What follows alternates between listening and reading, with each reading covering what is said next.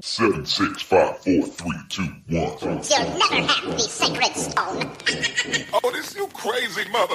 This is Eat and Drink with Ali Hassan and Marco Timpano, the podcast where back of house Ali and front of house Marco talk food and drink. Heads up, these two spent decades in restaurants, so some mature content and language is bound to come up. Get ready for Eat and Drink. Forks up. Okay, today... Wow. We're Yeah. taking it. We're taking a turn. We're going in a different direction. Yeah. We're doing something. We're being thematic. Would you say that? Yeah, would totally say that. We have a theme, and it's not just the normal running theme of Marco being an insufferable douche. I mean, that'll be there as well. Yeah, probably. undertones of that for sure. It's an undertone, but now we have an over. That is Marco Timpano, by the way. I'm This Ali is- Hassan. who just likes to take the piss and vinegar out of me. I like to set a right tone from the beginning. You come here all calm and grounded. I'm like, don't forget who you are. Yeah, fair enough. Don't forget what people need from you, Yeah. Marco. And you just play the likable card. Do Like, I? You're so not likable. I'm You not come likable. you come in here, you're a total bastard. The minute the mic is on, Mr. Boom. Likable, Mr. Saturday Night. What a does a scam. little. What a scam I'm pulling here, huh? What are You're the you gonna only do? person I know who does a soft shoe number in the break. What's a soft shoe? What is that? They used to do it in the 50s and TV. It's like, it's not quite tap. It's like, I don't know. It's soft shoe. Look it up. Okay, I'll All look right, it up. soft shoe. Great. Hey, Yeah. learning things 1 minute in, and look at me learning something I will never look up probably. I'll look up a soft shoe. It's entertainment. I want to know what that is.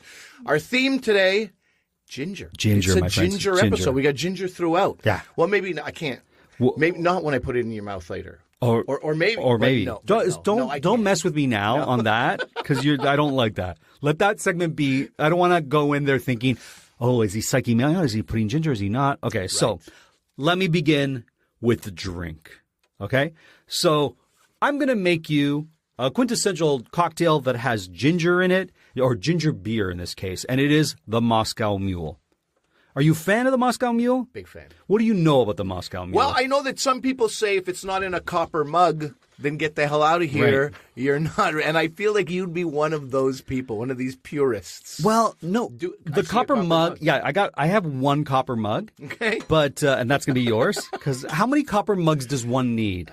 I mean, you're a guy who drinks alone anyway, right? You like to drink alone and brood. So what do you need two? What, are you Maybe. gonna have My company? wife loves a Moscow Mule, so that I should have some copper mugs in the house. But stay tuned because there's a little bit of copper mug info I got to give you. Lore? No, Well, no, you even not- fact. Oh, fact. Fact. Great. I do have some lore.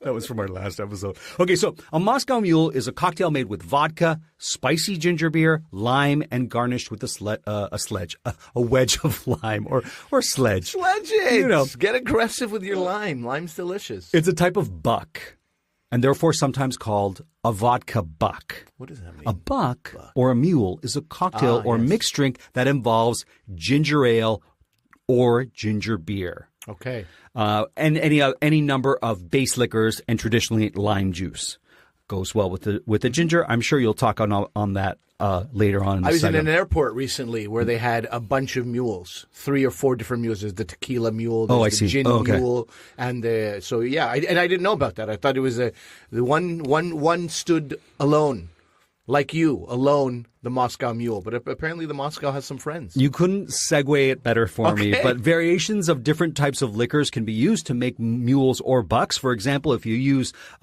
bourbon, what would you think you'd call that mule? A bourbon buck. Well, you could, or a Kentucky Mule. I like it. Either one. All right. So the origin story of the Moscow Mule. There's 3. Okay. So bear with me. The lore, if you will. Yawn. So the New York Herald Tribune from 1948 states that the mule was born in a Manhattan bar called in the Manhattan Chatham Hotel. In the bar that was there. And this was back in 41 when the first carload of Jack Morgan's Cock and Bull ginger beer was coming to New Yorkers. The whole world is getting ready for a war, and these assholes are like, look what we got. Ginger Read all beer. about it. Ginger beer. And who are those assholes? John A. Morgan, John G. Martin, and Rudolph Kunit. And the reason I bring them, Could have just left it at 3 no, assholes. I No, was it's I was important? gonna I had originally J.P. Morgan is one of those Morgans, the Morgan? no John A. Morgan. Okay, all right.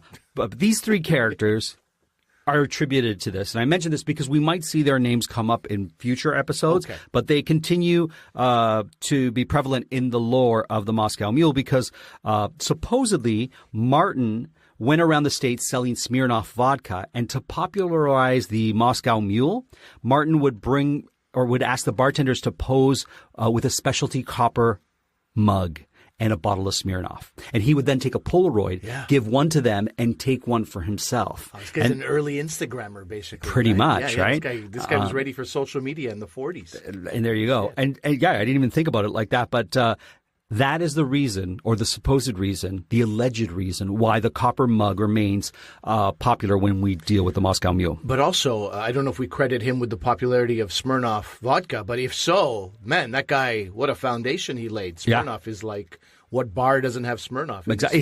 It's often on the rail. Like it's often like if you have Smirnoff on the rail, chances are it's going to be a pretty decent bar.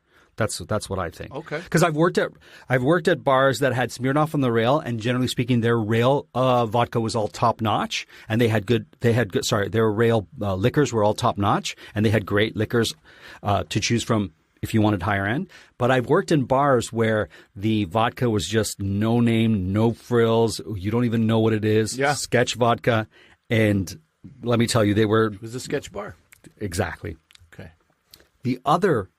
The second piece of lore with the Moscow Mule is a newer version or invention of the Moscow Mule cocktail was published in 2007. And in this version, the cocktail inventor was Wes Price. And he was Morgan's head bartender. I guess Morgan was the name of a popular bar. And the drink was born out of him needing to clear stock and unsaleable goods that he had. So he had a surplus of vodka, a surplus of ginger beer, and he went to the basement. And supposedly Price says that's how he created the Moscow Mule. He said, I was trying to get rid of dead stock. And the first one he mixed, he served to actor Broderick Crawford. And supposedly it caught on like wildfire. I don't trust that guy. I like the other version. I like the other version. I like the other version. Yeah. I couldn't sell the vodka. Why? What was going on in the world that people didn't want to drink vodka? And ginger beer is delicious. Get out of here. Okay, so I'm going to make the drink for you now before I talk about the copper issue here. Yeah. Okay, so you can make it with 2 ounces or 1.5 ounces of vodka. What's your preference, my friend? Let's go 2 ounces. Oh, wow. Let's not mess around here. All right. 2 ounces. 2 ounces of vodka. Yeah. 1/2 ounce of fresh lime juice. Okay. All right. That seems like a lot, but you like lime juice? I like lime. You'll never hear a complaint from me. So you're good with that. All right. But, this is fresh lime juice. And normally I would say allegedly, but I see in that glass of fresh lime juice actual, what do you call that? Pulp. Yeah. This is a lime. Good for you. And now I'm going to put in the ice cubes. Yeah. Well, okay, place your bets now on how many he drops. 1, 2, 3. If he can't get a hold of it, but he got it. 4, 5. This is a record. This is going to be a record if he does not. Oh my God, unbelievable! Right. So far, I'm going to make one for myself. So I saw that. I'm going to give it a little stir. Yeah. And I'm going to top it with ginger beer. Right. What a simple drink. What a great simple drink. I'm not going to put too much in there because the copper pot I'm giving you is pretty big. And I'm going to garnish it with a lime. Hello. Na zdrovia, as we say in Moscow. So enjoy that. While you're having that, I'm going to make myself some. Is it all right? It's terrific. Oh, good. It's terrific. And actually, I don't know what the opposite of heavy-handed is. Your light-handed touch with the ginger beer, I liked it. Otherwise, it's a bit too sweet. Yeah, because I'm like, and that is a very sweet ginger beer. Oh, is it? Because I thought it would have been a spicier one, but I guess. No. So, spicy as well. You can definitely taste the ginger. Okay. But that brand, Grace, if you like sweet, like I've had sometimes, curry goat.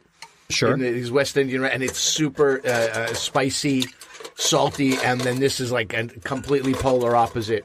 Very, very sweet. Sweeter than like your Coke or Pepsi.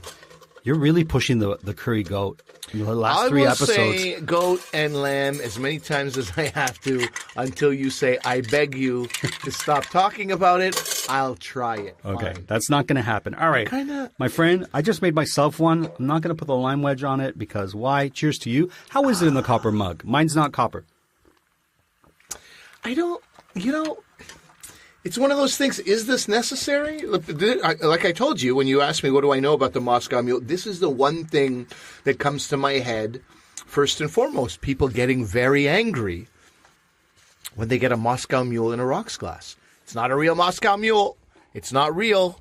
There's no copper mug. And I'm like, well, I don't know. Is it the same thing as having a martini and not a martini glass? You seem flexible about that. I'm flexible. Where do you stand on this mug thing? I don't give a shit. It doesn't have to. It doesn't have to be a copper mug. In fact, so the ingredients in a Moscow Mule cocktail are acidic, and the pH balance of this beverage is below 6.0.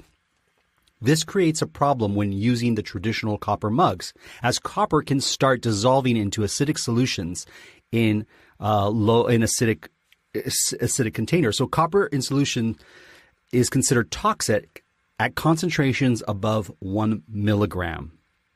The U.S. Food and Drug Administration Model Food Code specifically prohibits copper from coming to direct contact with foods that have a pH balance below 6.0. So this asshole basically is poisoning me right now with his one copper mug. You didn't want to tell me that before, and then put it in a glass. Yeah, because I was like, you know what, you're going on that. Let me. I want to see if it tastes. How does it taste now that I told you this? Sam over here. It tastes like poison. Goddammit. All right, but none to worry, folks. This advisory relates only to solid copper mugs, and as you can see, that copper mug there is lined with stainless steel. Can you confirm that, I can sir? Confirm. I did not open this deck of cards beforehand. So if someone serves you a Moscow Mule in a completely copper mug, consider it like eating blowfish. Maybe it's going to be great and nothing's going to happen, or maybe the chef may have cut the liver of the blowfish and you might die. So there you go. That's the Moscow Mule. Well, it's funny because these bars, this is a heavy investment. Like they're doing it with martini glasses. Yeah, of course. Fine. Yeah. But once you go Moscow Mule, you put that on your bar menu. Yeah. Geez, now we got to buy, 50? Well, you can't have one. I don't know. It depends how big your bar is. Now you got to buy a ton of these copper mugs. You need space for the mugs. They take up more space than your average glass. Yep. And then also you got all these nerds coming in going like, technically you should have the mug. So they get the mug. They'll dent. These things are going to dent. Is that, will they? Yeah, of course. That's a metal cup, right? So if you're, smashing them together or somebody drops them, it's going to have a dent in it. It's not going to look so nice. That kind of business. So, granted, it's not going to break like an actual glass. Right. This ginger beer is picante. I find it to be spicy. Yeah. Okay. I told you it was spicy. You but said also sweet. very Okay. No, also sweet. Okay. You know how things can be both two things at once, right? For sure. Like, you're a jerk and an asshole at the same time. You know what I mean? You know. Yeah. Oh yeah. Listen, I live by that rule.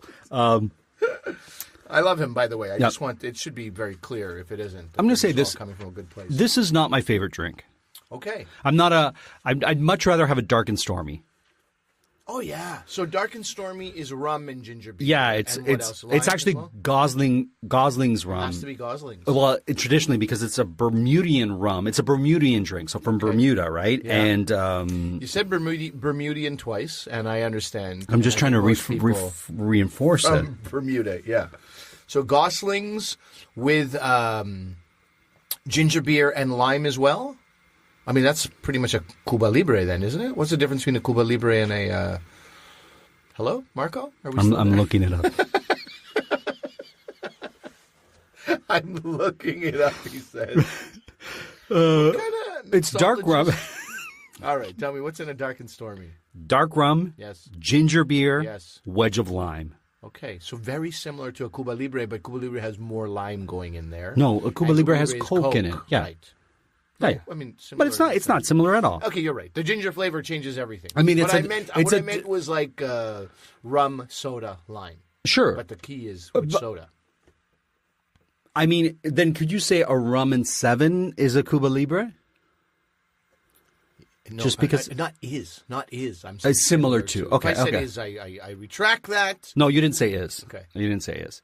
But dark and stormy, great drink. I prefer it to a Moscow Mule personally. Yeah, maybe should have made that instead. No, because I had this copper mug, and I'm like, God damn it, I'm going to use it.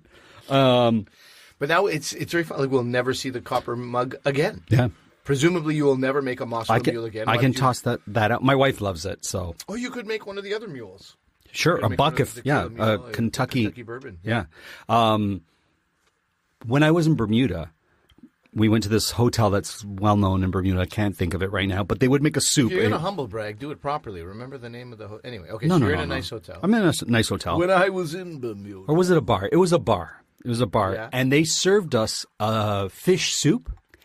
And before they served it, they brought it to the table. They topped it with a bit of Gosling's rum before they served it. Yeah, it was fantastic. And it was a good next touch. time you make a soup, not a cream soup, but a soup, well, I guess even with a cream soup if you wanted to, but like it was a brothy fish soup.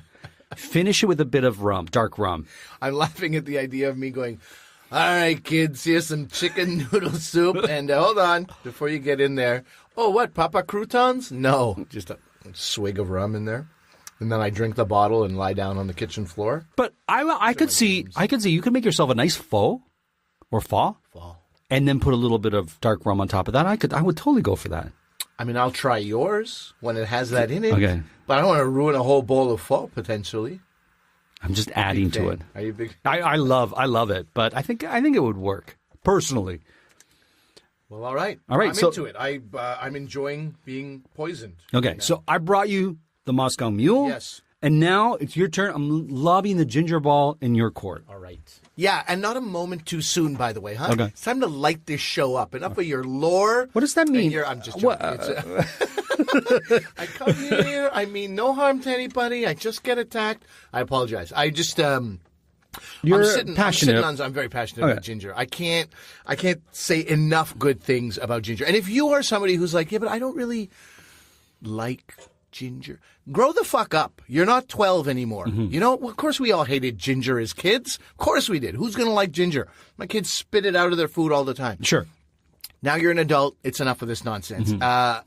I wanted to talk first and foremost about how to buy it. And I know you have, right? The same thing with limes. No, I want to know this. Pick, Yeah, you tell me. Tell me. You got to pick it properly. Yeah. Or you're inviting, extra stress for nothing. Sure. There should be no tension around ginger. No. You want it to be thin-skinned, not naughty and gnarly.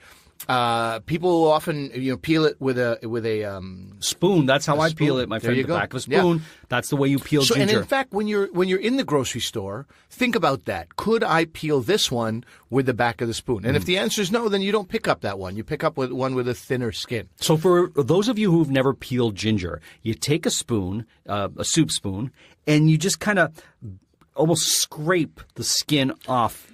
Marco, I think they had it at peel it with a spoon. No. I don't know. No, I'm sure there's people Do you saying- think people just were going to tap their spoon against the ginger and hope that the peel just falls off? If you say to somebody, scrape it with a fork, what does that mean? Take the tines Okay, of the fork. okay, you and know, just- okay, all right. I think you're spoon feeding people for no reason, no pun intended. Peel it with the side of a spoon. Total pun intended. There. Yeah, all right, all right. Total pun intended. All right, you just give people more credit than I do. That's how I look at it. Oh boy, yeah. I guess then it's important that we're both here because God forbid I give too much credit. You're here to be like, I know you people are all Neanderthals. Here's what you do with that spoon and the angle you hold it on. Now I could pull a real Marco here and talk about it comes from the old English ginger. Who gives a fuck? It's been around for so long. So you look up ginger and you look up its origins. Mm-hmm. And I edit this stuff. I don't just vomit all of the information. Oh, I edit this for the people. You're a horrible man. But I learned something. The ginger comes from 5000 BP. That's right. Before penises. No, before physics. I didn't know this was a thing. Yeah, dude. BP. Come on. Oh, Jesus. I had no idea. I thought it was before priced. It's a ribosome. You haven't mentioned that yet. It's rhizome, not ribosome. First of all, look at this guy. I'm just gonna drink. I'm just gonna sit back and drink and let you go. Let you go. Rhizome. Yeah, Ribosome. What's the buh? Where's the buh? There's always a bum, my friend. Oh gosh. Listen, ginger. If all you can think of is like one or two things with ginger, let me just go through a list that Hang on a second. Don't glaze over a rhizome. What is a rhizome, Mister? Do you know what it is? I don't want to go into it. I don't want to go into it. Yeah, of course I know what it is, buddy. I don't think you know what it is. I know what it is. Tell you what, because turmeric is also a rhizome. Okay. Yeah, turmeric is. Irises have rhizomes. Is that right? Okay? So it's like these roots, like ginger is a bigger version. Turmeric is also like has that thick skin, but it's more like as thin as a pencil. It's almost like a fat bloated bulb. If you know like a tulip bulb, it's kind of like that. They can appear above ground ever so slightly, or you have to dig them out, and they're kind of like a tubular bulb. Lotus root also. But I love lotus root. I love that you didn't know it was you thought it was called ribosome. Yeah. And then you knew what it was in the end. Damn straight. I just don't know how to pronounce things. A ribosome, I think, is a ribosome is the name of a video game somewhere. I think it's Zome, first of all, with an M, and it's rhizome. At least I know that. I mean, I know exactly what qualifies. Listen, who gives a shit? Here I go. All right, go. Just go with it. And I swear to you, this is off the top of my head. Yeah. This has nothing to do with the internet. Sure. This was just me thinking about as an exercise to myself. Yeah. If anybody is like, oh, I like a couple of things with ginger, let me tell you all the things that I just thought of off the top of my head with ginger. So first of all, ginger beef, ginger chicken, made in the Chinese style, amazing. Afghans and Pakistanis will put ginger in the marinade of meat. It's said to, soften and tenderize the meat. So cool. it's there in the marinade. In the West Indies, they pound ginger into curries. I want to mention goat again. I'm gonna try not to, but these meats and curries have them. Pickled ginger with sushi in Japan. Yum. You've had that. Yeah, of course. There is a place here that the Vietnamese will often have ginger in soups. There's a place here in Toronto called Hanoi Three Seasons, and it is such a delicious pho. And every 10th spoonful of soup, you get a little chunk of ginger in there. Nobody else seems to do that. Where's this place? Hanoi Three Seasons, Queen Street East. Oh, okay. Is that called Leslieville? I think it's called Leslieville. Okay. Yeah. Anyway. It's either the beach or Leslieville at that point. Exactly. Okay. And then just think about something I put on fish sometimes. If it's a very light fish, I'm going to brighten it up. A pineapple ginger salsa. So I put ginger in salsa as well. If you think about pork chops, Yum. you have this ginger apple kind of relish that goes on a pork chop. Ginger and salad dressings. Ginger, anything soy, ginger and soy go so well together. Ginger carrot soup, one of my favorite things to make. Right. Desserts. I don't make a lot of desserts, but one that I made has been a pear and ginger. So pear sautéed with the ginger with some ice cream on top of it. Fantastic. Oh, so thinly? Do you slice the pear very thin? Very thin. In a pan, like in a pan with an oil like a walnut oil that has no flavor of its own. You saute the ginger a little bit. Sure, use coconut. Live a little. No, just because I'm thinking if you're going to use coconut has a flavor. Right. So now you're going to embrace that. Okay. You embrace that. Okay. But if you want no flavor other than the ginger and the pear to stand alone, then you can do like a walnut oil type of thing. In that dessert category, obviously, gingerbread, ginger loaf. Oh, gingerbread, man. Gingerbread, huh? Ginger loaf, Come on. It's amazing. Christmas is not Christmas without gingerbread. Ginger snaps. I know you don't like me snapping, but come on, I had to. I'm going to ginger have to edit snaps. that. I'm going to have to edit those sounds out. I did it away from the mic. Crystallized ginger. There's the stuff that you were talking about, the ginger, the candy, right? Such great Chimes Ginger Chews are the end of the world. They're so wonderful. So good. Yeah. I think that's for like a sore throat, but I just have it all the time. Or is it not even for a sore? Is it meant for medicinal? I think I think ginger helps you digest, if I'm not mistaken. Yeah. And so it's kind of like you take it and you're going to digest fine, but I think it's just it's kids treat. Every time Marco wants the primi secondi and a second of the secondi. It's okay, Amanda. I'll have a ginger chew. And I'm good. And then I'm good. Think about one of my favorite dishes in this Chinese restaurant called VIP in Montreal, ginger lobster. Ooh. It is so damn good. Ginger from Gilligan's Island. Another all the redheaded people out there, the gingers, huh? Yes. We respect you today as well. We know you've gotten shit on out there for reasons that I will never be able to understand or explain to anybody. In the drinks world, sorrel in the West Indies, which I don't care for, but it has ginger in it. Ginger tea, ginger beer that you presented. There's a ginger liqueur. Ooh, from France, Canton. Sure. Yeah, no? Never heard of it. We got to get our hands on that one, man. I bet it's amazing. And then, of course, the stuff I was raised on, masala chai. masala chai, man.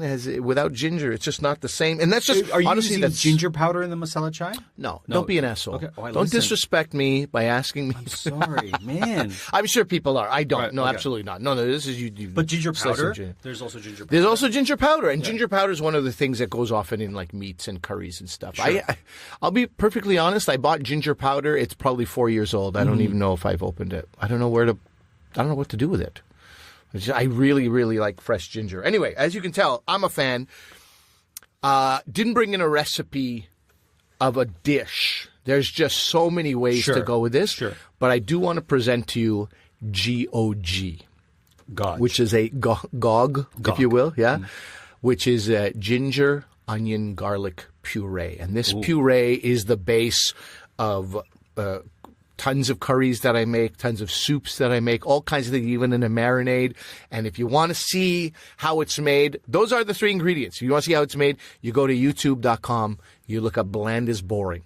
That was my channel, and one of the things I make is GOG. So Bland is Boring on YouTube, and you're going to see Ali Hassan make GOG. GOG. That's it. I would say GOG. And nothing wants to grow. No bacteria is interested in hanging around your GOG. That said, don't put a spoon in your mouth and then dip it into the GOG. Never. But in general, you're safe. Like you can freeze it. You can keep it in your fridge for months and months. But you shouldn't. You should be using it on a daily basis. Sure. And that puree I'm going to present to you as a gift. Oh, I love it. I will tell you this. Yes. Have you ever heard of this? Because I've done it. Putting ginger in the bath when you're feeling under the weather, whether you have a cold or you feel like you got a cold spell from shoveling the driveway or whatever, a little bit of ginger in the bath. I have never. Like, what are we talking about? A little bit. You're talking about running a bath and sitting in a tub with water in it. So how much ginger? So maybe a thumb and a half of ginger. Don't they measure ginger in thumbs? They can. Yeah. Sure. So a thumb and a half of ginger. Cut it up in the bath. Soak. Boom. You feel the tingly sort of pepperiness of ginger in the bath. Okay. Next time you're sick, do it, and then you tell me. I love it. And normally I would mock you mercilessly for something like that. But I'm telling you something.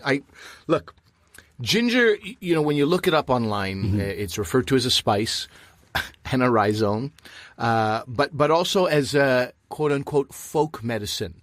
Okay. And I call bullshit on that. I don't like that term folk medicine, okay? Because white people will mock shit, and then everyone's like, oh, have you heard of turmeric? Have you heard of the Ayurvedic medicine? Has folk made... medicine you're talking about, right? I'm not you son of a bitch. Ayurvedic medicine, all this stuff is now like... people are now learning that Indians thousands of years ago were onto something. And turmeric falls in that. Ginger falls into that. And galangal, turmeric, ginger, all part of the same family. And we know there's benefits. People eat ginger when they feel nauseous, as you said, for digestion. Yep. Apparently, and I know, again, not a doctor, must stress this.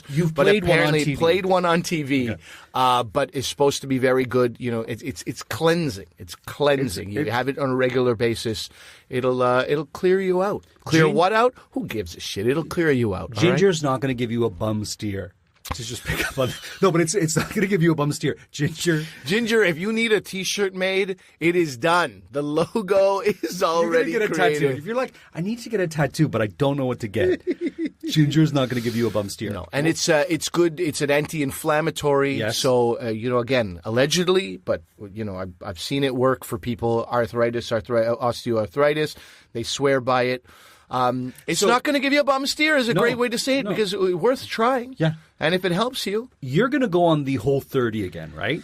So I was thinking of, I know I'm just giving people a preview because it's heartbreaking because we started the podcast and you did it. And then he's like, I think I'm going to do the Whole30 again. Nothing else cleans me out like the Whole30. Even a pound of ginger a day. Just doesn't do it. Okay. My skin clears, my body, like the skin tightens, and I lose like 15 pounds effortlessly. Got to do it. Yeah. All right. No, listen, I'm not trying to Whole30 shame you. But what I wanted to mention was I wanted to try to think of some drinks I could make for your Whole30 diet. Yeah. And I was thinking of making turmeric latte or turmeric milk, whatever they call it. Yeah, right? yeah, sure. And because I think you can have that, right? I can't. It would be a different milk. It would be like an almond milk or a coconut milk. Yeah, sure. I was going to make it with coconut milk. Yeah, but put ginger in that too. Have you ever had turmeric milk? Well, this is a classic thing in India and Pakistan. It's folk milk, as I know it. It's folk milk.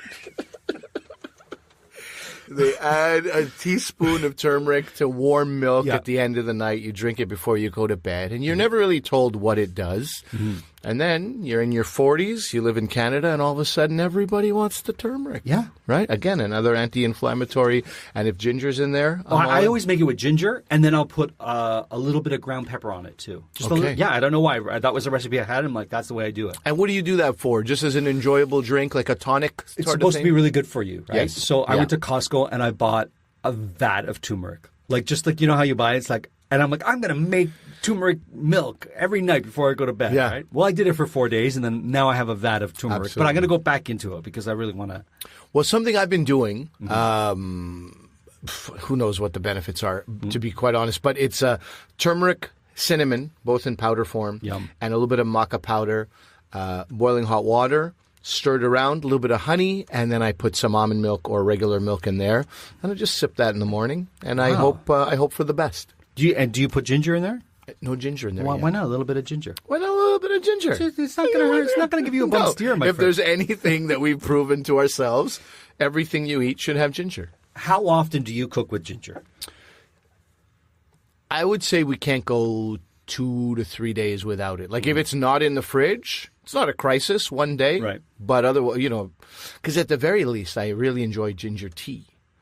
Sure. At the very least, a green tea is great, but a ginger green tea, now we're talking. And for a while, how do you do it? You just make. I'm guessing this is what you do.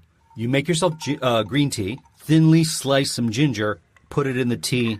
That's it, my friends. That's how I would do it. I also smash that ginger a little you bit. Smash it. Open it up, releases more flavor that way. Yeah. I just take my elbow, bam, right down on the counter. Chicken soup, chicken noodle soup. Mm-hmm. Slice some ginger, throw it in there. Oh, man, game There's changer. nothing wrong with Game that. changer. Once you've had it like that, no chicken noodle soup really competes after that. You're always sort of craving a little bit of a gingery kick in there. Even if you buy, those chicken soup pouches, you don't have time. You're in what kind of? Listen. I'm just saying a cup of noodle soup. I'm saying you're on tour. You're in Saskatoon. All of a sudden, I wake up one day with no respect for myself. And you're like, I need some chicken soup. I'm not feeling well. You go buy a thumb of ginger. Yeah. Throw it in. Okay, forget it. Forget what I thought I was being kind here. All right. That'll teach you. All right. That'll teach you to go out of your comfort zone. Ginger and lime go really well together. They do. Yeah. They do. Ginger, lime, ginger soy is just a great marinade. And yeah, man, I cannot say enough good things about this. Ginger ale. What's that? Ginger ale. Ginger ale. Have we not talked about ginger ale? No, I don't think we have. Oh, we've got, it's distant cousin, ginger beer and ginger ale, two different things. So. And actually, a lot of these microbreweries, these craft breweries, are now making beers with ginger in them. Or at least one beer out of, like, let's say if they have got 10 or more, you'll always find a beer with ginger. So now you're like, oh, ginger beer, but also it's a whatever IPA or something. Yeah. It's exciting. A beer with ginger. A beer with ginger. Yeah, there you go. Yeah. Yes. Nice. Well, listen, thank you for the dissertation on ginger. I meant to tell you, I'm doing my PhD on ginger. Nice. And how it makes people stop behaving like pieces of shit. So it's something that I'd like you to read. I will. Listen, write to Dr. Ginger, care of Ali Hassan. All right, speaking of ginger, and will it be or won't it be in the next segment? Only time will tell. What's in Marco's mouth? That's right. What's in Marco's mouth? It's nothing dirty. Will he guess it? Will he mess it? Let's find out. What's in Marco's mouth? Okay, I'm ready for it. Today I'm ready. Are you? I had some water. I feel like my palate is ready. In my dreams, In my dreams, there are people who forward the entire show and get only to what's in Marco's mouth, and are like, "Hey, I already know about whatever, cauliflower or chili or salsa. Yeah. What I don't know is what's in Marco's mouth." And I feel in my dreams, people start with what's in Marco's mouth and then rewind and listen to the rest of the show. I hope there's people out there. If you are, write to me. Tell me that you are fulfilling my wildest fantasies. All right. I should say I am blindfolded as I always am. I also close my eyes to just heighten my senses. And you were concerned that I might have seen the dish, and you were like, no, don't look this way. And I didn't look that way. I would be totally honest. I'm not gonna try to cheat your way out of this. Yeah, it's either I do it or I don't. There's no gray area here. Okay. Okay. Now, Marco, this is a full bite. You got to put the whole thing in your mouth. Okay. Are you putting it in my hand? Or No. I'm gonna put it right in your mouth. Okay. Wait. Right in your mouth. I'm not. It's really big. How? Just prepare me. Okay. Listen, just open your mouth. It's okay. fine. It's not crazy big. There you go. It's big. Yeah. Okay. Was that too big? Oh. That Hazelnut. conversation is hilarious. I like this. Okay. It's hazelnut with dried apricot. What the fuck are you putting in my mouth? So it's dried apricot. It has to be a dried apricot. Definitely, because it's got that rubbery kind of al dente kind of chew through. And then a hazelnut spread. It's not Nutella, though, because I would know Nutella. You could have it in the next room, and I'd be able to tell you what it is. I could tell you. Self-respecting Italian, of course. I could tell you when it was made, what month it was made. Okay, so that's sommelier for Nutella. Okay, it's a hazelnut. I'm trying to figure out the hazel. It's definitely dried apricot. It's got to be apricot. Can I have one more? Yes. This one's a little bigger. Okay. Jesus, the first one was big. This one's almost double its size. All right, open it. Oh my, come on. There you go. It's the entire thing's in your mouth. Okay. It's hard because.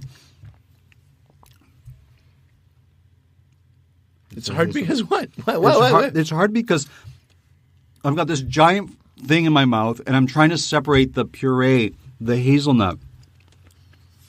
It's a hazelnut. What if we agree? Mm-hmm. What if I opt to tell you it's not hazelnut, so we don't have to hear the word hazelnut for the 17th time? Go in a new direction. And I'm going to help you out by saying it's only 2 ingredients. Okay. And you got one of them. Yeah, it's definitely an apricot. I mean, Is it chestnut? Is it marron glacé? Is that what I'm tasting right now? A bit of marron glacé on top of it? It's hazelnut? That's your final answer. No. Can you just put it in my hand? And I can't. That's it. I had 2 of them. That's all I had. Dude, they were massive. But I realized that if you take a bite of it, it's going to spill all over the place. It's almond butter on a friggin' apricot. That's what it is. It's almond butter. It's almond butter on an apricot. For sure, it's almond butter because it's giving me that hazelnut taste. I'm just trying to feel for grit because sometimes almond butter has a little bit of grit and I don't feel it. It's very smooth. It's not peanut butter. It's a butter. It's a nut butter. It's almond butter. It's almond butter. Is it almond butter? Why did I think hazelnut? Because it'd be pistachio. There's no pistachio butter. I love watching him beat himself up over things like this because he considers himself a flavor master. So I don't consider myself. Well, you know what? I'm gonna give you a win on this one. Okay, I'm saying almond butter with dried apricots. Okay, so can I take my blindfold off? Take your blindfold off. Okay. Marco Timpano, it's not exactly what you said, but man, that is good enough for a win. It's apricot with cashew butter inside. Oh no, but that's not right. That's not right. That's not almond. That's not because cashews are legumes. No, but how could you even? How could you even? I mean, that's so cashew close. butter. Come on, and I was dude, trying to think. that's a win. Come on, it's that's not. Great. No, you're 50% of the way there with apricot, and then. You said a nut butter, which is correct. No, because cashews are legumes. I mean, technically. What are we doing here, huh? Come on. Look at you beat yourself up over this. That was great. So I'm on this program. I should have known because there was no grit. Yeah, I should have known there was no grit. I should have known. Look at you. There's this, I've talked about the Whole 30 on this show. When you do the Whole 30, you kind of want like a sugar hit. You're trying to find these creative ways to have snacks that aren't bad for you. So cashew butter became a thing. You just take like a chunk of an apple, my friend. And you put... You're not allowed to have that. You know what? I don't appreciate it. It is a legume. You're right. It is, right? But, it is. Did you look it up? In the literature, does it say... Okay, fair enough. Fair enough, because it is that borderline. It's that gray area. I know. It's not a bean. It's not a chickpea. It's not a fava bean. It's not legume in nature. It's a dried legume. Okay. Oh, I'm disappointed. I should have known that, man. That's tough. I don't know. No, it's not. You don't know? You think you would have got it? I just wasn't. I was thinking nut butter, so I was thinking nuts. That's why I was like, "Is there a pistachio butter?"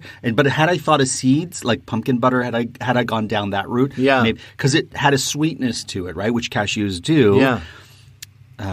But I talk like an asshole saying it was hazelnut. I could tell Nutella. I'm eating my words. Okay, guys, I'm sorry. I'm sorry you took that journey with me. That's great. But you know what? A great snack to have also. Oh, it's just great. Dried apricot with, you can kind of like cut it open and put stuff inside it. So you can put like an almond inside there and then some butter. Or you can put sometimes tarragon. Like a tarragon leaf. We used to do that with dates. So a very, very simple appetizer. You split open a date, take out the seed, tarragon leaf, and an almond. Okay. Blanched almond. And it's like it's perfect. Dried fig. Yes. Cashew butter. Some sort of herb, tarragon or something on top. Just finish it off with a pomegranate seed. How is the cashew butter staying on the fig? I don't know. The logistics? I leave those to you. I'm just throwing things out there. Okay. Oh, man. All right. Well, that's great. I'm proud of you. I Okay. know you're beating yourself up, but I feel like you did a wonderful job today. This blindfold is the worst. It's really tight. I don't see anything. Yeah. It's almost like the... Never get rid of this. No, one. I won't. It's the best thing for this show. All right. All right, everyone. You were listening to Eat and Drink. Until we eat again, we'll see you soon. We hope you got your fill of Eat and Drink with Ali Hassan and Marco Timpano. Follow them on Instagram and Twitter at Podcast Eat Drink. Email them your cocktail and food suggestions to podcasteatdrink@gmail.com. Until the next episode, bottoms up.